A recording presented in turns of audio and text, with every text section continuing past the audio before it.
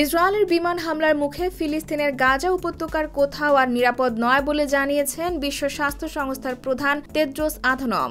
সবার নিষেধাজ্ঞা উপেক্ষা করে গাজার রাফায় কিলিং মিশনে মেতে উঠেছে নেতানিয়াহু প্রশাসন। ফলে গাজার অভ্যন্তরীণ আশ্রয় কেন্দ্র ও হাসপাতালগুলোও এখন নিরাপত্তার ঝুঁকিতে রয়েছে।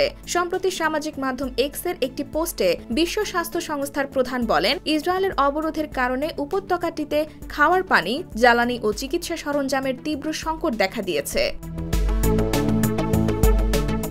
টেড্রোস বলেন, গাজার আল আহলি আরব হাসপাতাল এবং রোগীর বন্ধু নামে পরিচিত বেনেভোলেন্ট সোসাইটি হাসপাতালেও ইসরায়েলের বাধার কারণে রোগীদের সেবা দিতে পারছে না। এলাকার স্বাস্থ্য সেবা কার্যকরী থাকলেও গাজাবাসীকে ইসরায়েলি বাহিনী অসুস্থ রোগীদের হাসপাতালে সেবা নিতে বাধা দিচ্ছে। এতে বাধ্য হয়ে কামাল আদওয়ান ও ইন্দোনেশিয়ান হাসপাতালে জরুরি রোগীদের রেফার করা হয়েছে।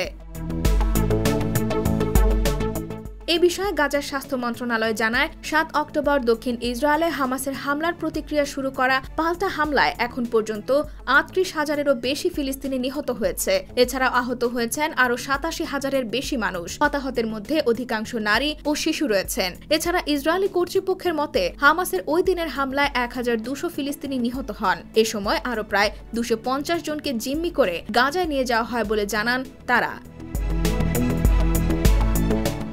IBTV USA, New York।